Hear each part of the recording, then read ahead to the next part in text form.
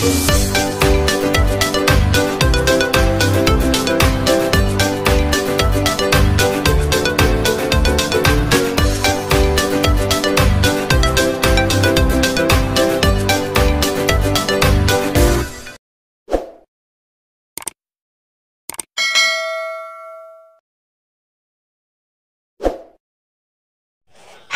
assalamualaikum adik-adik kelas 4. Pada video kali ini kita akan belajar tema 8, subtema 1, pembelajaran 4. Dayu dan Kak Gusti memiliki kegemaran olahraga berbeda. Dayu gemar bersepeda dan Kak Gusti gemar berlari. Keduanya sering berolahraga bersama. Bahkan terkadang Kak Gusti membonceng Dayu apabila kecapean. Dayu dengan senang hati membantu kakaknya. Keragaman karakteristik individu tidak hanya keragaman fisik, tetapi juga dapat berupa keragaman kegemaran. Seperti Dayu dan Kak Gusti, mereka memiliki kegemaran berbeda. Namun keduanya dapat hidup rukun dan saling membantu. Bagaimana denganmu? Apa kamu juga memiliki kegemaran berbeda dengan anggota keluargamu? Ayo lakukan kegiatan berikut. 1. Lakukan wawancara dengan anggota keluargamu. 2. Tanyakanlah mengenai kegemaran setiap anggota keluargamu. 3. Lengkapilah kolom berikut berdasarkan hasil wawancara yang telah kamu lakukan.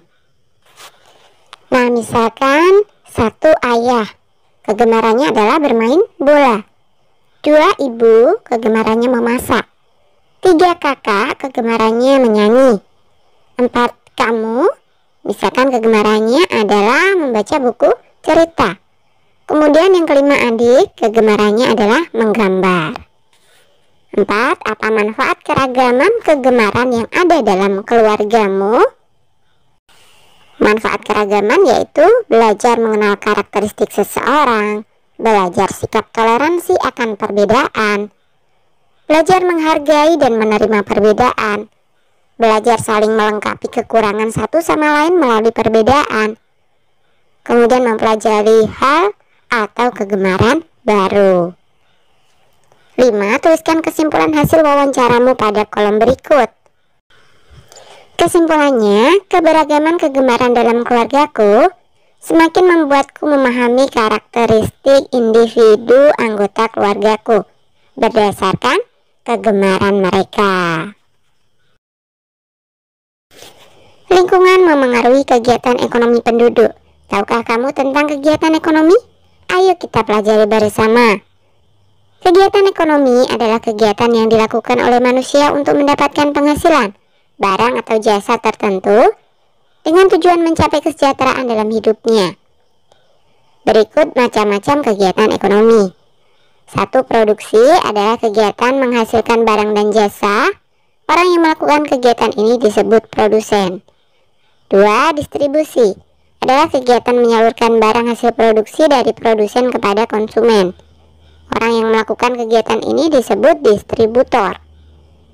3. Konsumsi adalah kegiatan memakai barang-barang hasil produksi. Orang yang melakukan kegiatan ini disebut konsumen.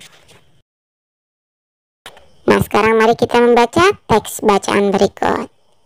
Kabupaten Tabanan. Tabanan merupakan salah satu kabupaten di Provinsi Bali. Kabupaten ini terletak di bagian selatan Pulau Bali. Daerah Tabanan didominasi oleh pegunungan dan pantai. Sepertiga wilayah Kabupaten Tabanan digunakan sebagai lahan persawahan, sehingga kabupaten ini dikenal sebagai daerah agraris. Potensi unggulan Kabupaten Tabanan adalah bidang pertanian. Sebagian besar mata pencaharian penduduknya adalah petani. Hasil pertanian di Kabupaten Tabanan berupa padi dan sayuran. Sayuran dihasilkan di daerah bertopografi tinggi seperti Batu Riti. Hasil sayuran digunakan untuk memenuhi kebutuhan hotel, restoran, dan supermarket di Bali. Selain pertanian, ternak unggulan Kabupaten Tabanan adalah ayam. Peternakan ayam buras, petelur, dan pedaging berada di Desa Udu dan Bolangan, Kecamatan Penebel. Di Kabupaten Tabanan juga berkembang industri kerajinan seperti anyaman bambu, keramik, gerabah, logam, dan perak. Industri ini berkembang di Desa Pejaten, Kecamatan Kediri. Objek wisata di Kabupaten Tabanan juga berkembang pesat. Objek wisata tersebut antara lain Tanah Lot, Alas Kedaton, Bedugul, Ulun, Danau Berantan, dan Kebun Raya Eka Karya.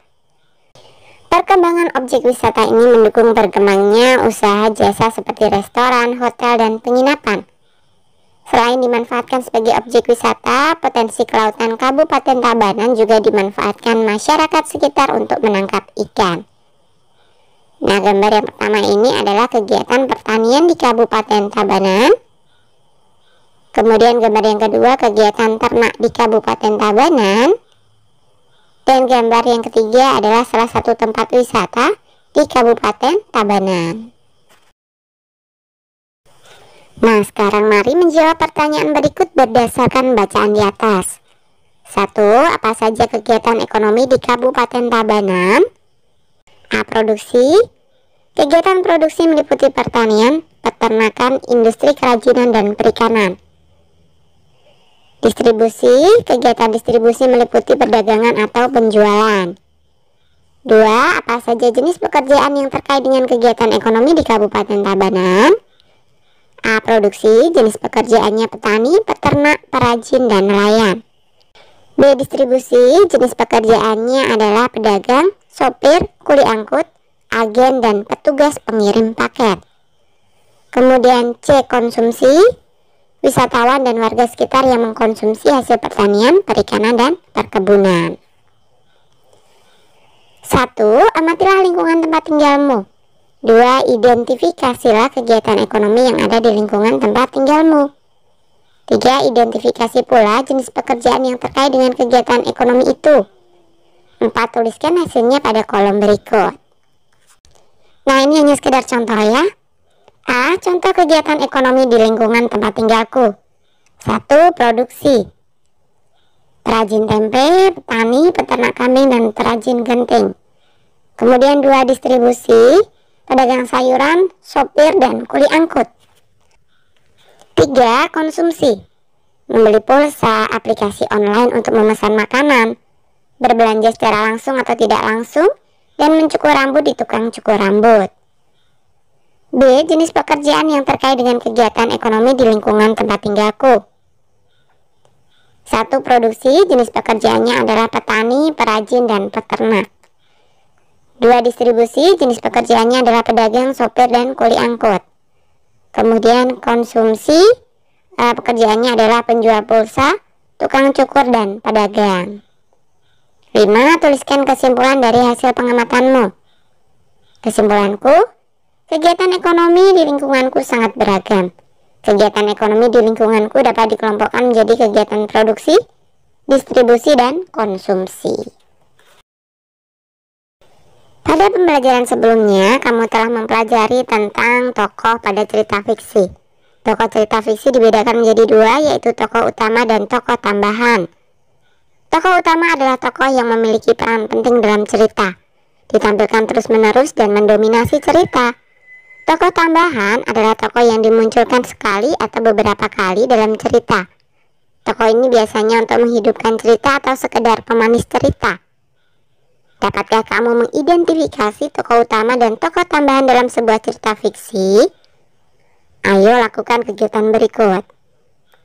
1.